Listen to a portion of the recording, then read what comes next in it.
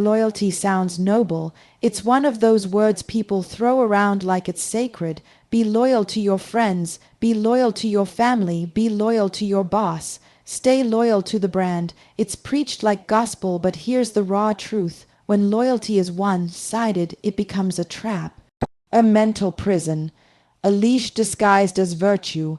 Most people who demand your loyalty don't deserve it. They use it as a control mechanism. They want you loyal because it benefits them. They want you to stay in the same spot, to keep showing up, to keep giving energy, time, effort while they give you the bare minimum, if anything. Think about it. How many times have you shown up for people who would disappear the second you needed them? How often have you stayed in situations, relationships, jobs, social circles out of loyalty, even though deep down you knew they weren't serving you? You were taught that loyalty is about standing by someone no matter what. But where's the line? Where does it stop being strength and start becoming stupidity? If someone is draining you, disrespecting you, taking advantage of you, and you stay loyal, you're not being strong. You're being used. That kind of loyalty isn't rewarded. It's punished. You become predictable, a tool, a safety net for people who wouldn't catch you if you fell. One-sided loyalty is a weapon, and the worst part is you turn it on yourself. You justify your own suffering with phrases like, I owe them, or they were there for me once, or maybe things will change. That's emotional debt. It's a scam. People will cash in on your guilt while offering you nothing of real value in return. They want the benefits of your consistency without offering you reciprocity. And because you're loyal, you stay, you endure, you lose years. Understand this. Loyalty, when it's not mutual, turns into dependency. You become addicted to proving your worth to people who have already decided yours doesn't matter. You're chasing validation instead of results. You're clinging to a sense of duty that only holds weight in your own mind. They're not loyal to you, they're loyal to what you do for them. It's not your job to be a ride or die for people who wouldn't walk for you. The idea that loyalty makes you moral or good is a lie sold to you to keep you in place. Loyalty is only powerful when it's reciprocated, when it's two strong forces backing each other. Otherwise, it's just manipulation dressed up as honor. The more loyal you are to the wrong people, the more disloyal you become to yourself. You kill your time, your ambition, your peace, all for the sake of keeping someone else comfortable while you suffer in silence. Loyalty without respect is just servitude. Loyalty is romanticized, especially in the world of business and personal sacrifice. People wear it like a badge of honor. I've been with this company for 10 years, or I stick with my people no matter what. But here's the cold truth. That kind of loyalty keeps you broke, emotionally broke, mentally broke, and more often than not financially broke. You stay in a job that underpays you because you owe them. You think loyalty will eventually be rewarded, that if you grind long enough, stay quiet, never question your worth, someone will notice. Let me tell you, no one's coming to hand you what you deserve. The system is built to take advantage of people who confuse loyalty with submission. You think you're being respected because you're dependable. In reality, you're just being used because you're predictable. The people who rise, who dominate, who live with power, they know when to walk away. They know when loyalty becomes an anchor. They don't let nostalgia or emotional attachment hold them back. You're loyal to your employer, but your employer is loyal to their bottom line. The second you're not useful, you're gone. Yet you sacrifice your ambition on the altar of being a team player. That's not noble. That's economic suicide. This doesn't just apply to jobs. You're loyal to your neighborhood, even though it's killing your mindset. You're loyal to a friend group that mocks your goals and encourages you to stay the same. You're loyal to family members who expect you to fail because it makes them feel better about never trying. You stay small because you're loyal to your origin instead of being loyal to your destination. That's how people stay broke. Not just in money and energy, in purpose, in vision. People get emotionally attached to loyalty because it gives them identity. I'm a ridehord, they say, even if the people they're riding for would never get in the car for them. You stay down with people who are going nowhere, and then you wonder why your life doesn't move. You want to build an empire, but you're loyal to the village, that math will never add up, and the truth is, people take advantage of it. The more loyal you are, the less they feel the need to step up. They know you're not going anywhere, so they give you the same paycheck, the same excuses, the same disrespect because they know you'll stay. Loyalty makes you predictable, and predictable people are easy to control. Meanwhile, the people getting ahead, they switch lanes, they upgrade their circles, they leave behind what no longer serves them. They're loyal to progress, not to people or places that keep them stagnant. They understand that success isn't about how long you endure. It's about how far you're willing to go, even if it means letting go of everything you once called home. Loyalty becomes a liability when it keeps you from chasing opportunity, growth, and real power. People love to glorify struggle. They worship the grind, the pain, the long nights, the tears behind closed doors. Somewhere along the line, society started teaching that the more you suffer, the more you matter, that the more you give up, the more valuable you are, that if you're not constantly sacrificing, you're not doing enough. That idea is poison. Your value is not tied to how much you bleed. It's not about how much you give up. It's about what you build, what you create, and what results you produce. Sacrifice alone means nothing without outcome. You can give everything and still end up with nothing if you're sacrificing in the wrong direction, for the wrong people, or for the wrong purpose. There are people out there grinding 14 hours a day, staying loyal, burning themselves out, and they're still broke, still overlooked, still underappreciated, because they've been sold this fantasy that if they just sacrifice enough, if they're patient enough, eventually someone will see their worth. No, the world doesn't reward you for effort. It rewards you for impact, for execution, for value delivered, not time donated. This self-sacrifice mindset keeps you in chains. You believe the more you suffer, the more righteous you are. You think it makes you a better partner, a better employee, a better friend. So you put yourself last. You give and give until there's nothing left, thinking that makes you noble. It doesn't. It makes you exhausted, bitter, and eventually invisible. Look around, the winners aren't the ones who sacrifice endlessly. The winners are the ones who protect their energy, time, and focus like it's gold, because it is. They say no to what doesn't serve them. They don't feel guilty for prioritizing themselves. They don't confuse self-worth with martyrdom. You think staying in a toxic relationship makes you strong. You think working overtime every week for a company that won't give you a raise proves your dedication.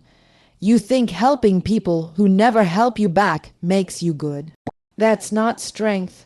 That's self-destruction, and you're calling it virtue because it makes you feel needed, but you're not being valued.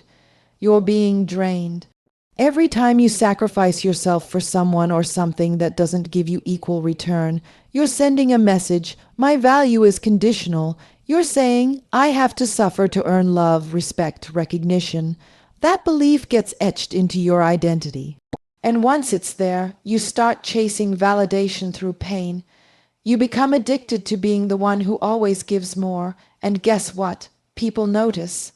Not in a good way, in a way that lets them know you'll keep giving even when they give you nothing back.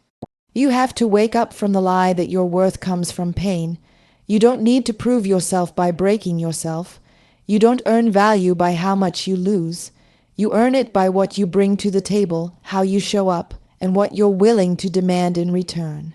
Sacrifice without boundaries isn't admirable, it's exploitation dressed in the costume of character.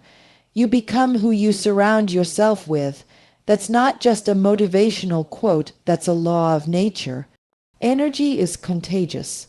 If you surround yourself with weak people, you absorb their habits, their mindset, and their limitations, whether you realize it or not. And if you stay loyal to those people out of guilt, comfort, or nostalgia, you're choosing to limit yourself for the sake of keeping them comfortable. That's not compassion, that's self-sabotage. Weak people don't just lack strength in the gym, or in their voice they lack discipline, ambition, and standards. They make excuses instead of progress. They talk about dreams but never execute. They constantly complain about the system, about others, about bad luck, but they never change themselves. And if you're the one with vision, drive, and focus, they'll resent you for it. They won't say it out loud, but they'll find ways to slow you down. Mock your goals, plant doubt, distract you because your growth reminds them of their failure, and yet people stay loyal to these kinds of individuals. They've been with me since day one. They're family. They were there when I had nothing. That may all be true, but where are they now? Still stuck in the same patterns, still wasting time, scrolling, smoking, blaming everyone else for why they're not where they want to be. Loyalty to that doesn't elevate you, it infects you. You can't grow in an environment where growth isn't valued. You can't reach your full potential when you're surrounded by people who fear change. Weak people will always try to keep you at their level because your strength exposes their weakness. You start waking up early, they call you obsessed. You cut off distractions, they say you've changed. Of course you've changed, that's the whole point. But weak people don't want you to change. They want you to stay loyal to the old version of yourself because that's the one they could control. This kind of loyalty isn't loyalty. It's guilt with a leash. It's emotional blackmail wrapped in the language of loyalty. And the longer you stay tied to it, the more it drags you down. You start softening your message, shrinking your goals, pretending to care about things that don't matter, all to keep the peace with people who wouldn't go 1 mile for you, much less 10. You owe it to yourself to upgrade your circle. You need to be around winners, thinkers, doers, people who challenge you, not just cheer for your mediocrity. Being loyal to weak people doesn't make you strong, it makes you complicit in their failure. You're not saving them, you're just letting them anchor you, and when you're carrying dead weight, you can't run, you can't fly, you're stuck in a cycle where potential is wasted in the name of loyalty. But all it really is fear of letting go. Loyalty without thought is not strength, it's weakness in disguise. Blind loyalty is mental slavery. It's when you hand over your judgment, your standards, and your self-respect in the name of being loyal. You stop questioning. You stop thinking, you follow out of habit, out of fear, out of conditioning. That's not honor, that's chains. People are programmed to value loyalty from an early age. Be loyal to your family. Be loyal to your friends. Be loyal to your country. Be loyal to your company. But they never teach you the difference between earned loyalty and blind loyalty. And that's where people get trapped. You start thinking that loyalty means never walking away, never saying no, never challenging anything. You let people walk all over you because you think staying silent is noble. It's not. It's self-oppression. Blind loyalty is what keeps people stuck in toxic relationships, personal and professional. They stay with partners who disrespect them, cheat on them, manipulate them, all because they believe they owe it to stay. They stay at jobs where they're undervalued and overworked because they don't want to be seen as ungrateful. They stick by leaders, movements, and ideologies that don't serve them, simply because they are afraid to stand alone. This type of loyalty is built on fear, not strength, fear of judgment, fear of abandonment, fear of conflict, and when fear runs your life, you're not loyal, you're enslaved. You've given up your ability to choose.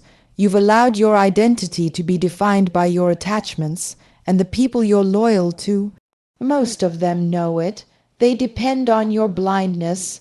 They expect you to stay quiet, to keep showing up, to keep sacrificing no matter what. Because once you start thinking for yourself, their control evaporates. Blind loyalty kills growth. It kills evolution. It tells you to stay put, even when your soul is screaming to move forward. It convinces you that disloyalty is worse than misery, so you stay loyal to your past at the expense of your future. You stay loyal to comfort and avoid confrontation. You stay loyal to people who stopped being loyal to you long ago, but you don't see it because your eyes are closed. You have to understand, loyalty is not meant to be unconditional. It's meant to be mutual. It's meant to be earned and re-earned. It's not a one-way street where you keep giving and never receiving. Blind loyalty erases accountability. It excuses failure. It justifies betrayal. It says, no matter what you do to me, I'll stay. And when you live like that, you become a servant to people and systems that benefit from your silence. Mental slavery doesn't always come with chains.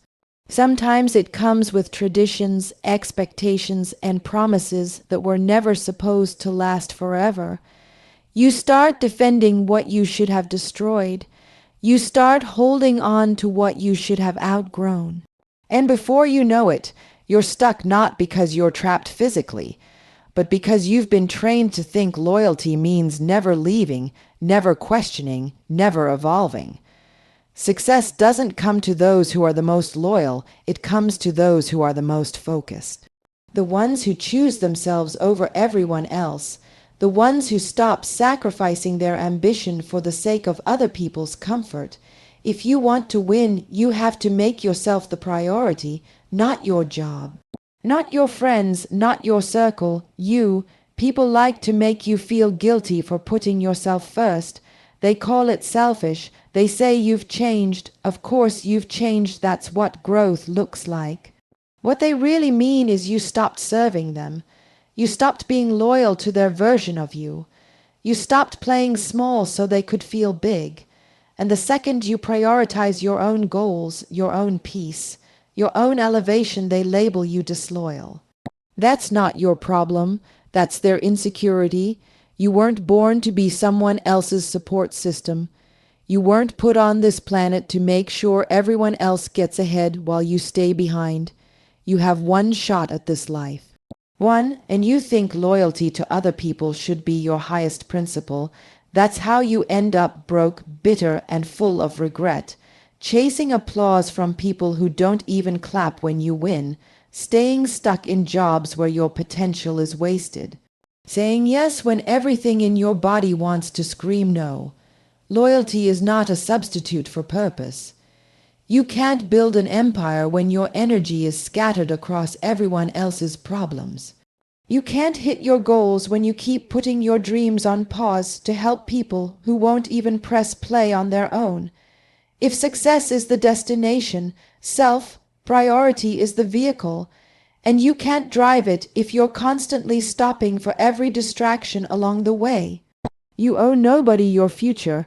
You owe yourself the life you keep saying you want, and that starts with choices, hard ones, the choice to walk away from comfort, the choice to silence opinions, the choice to say, I come first. Not because you don't care about others, but because you finally care about yourself. Because you finally understand that the world doesn't hand power to people who wait their turn. It gives it to those who take it. The truth is, most people don't want you to succeed, not because they're evil, but because your success forces them to confront their laziness. If you rise, they can't make excuses anymore. That's why they love when you're loyal. Loyalty keeps you in place, predictable, available, safe, but success doesn't live there. Success lives in the space where you say, enough, I'm choosing me now. That shift is when everything changes.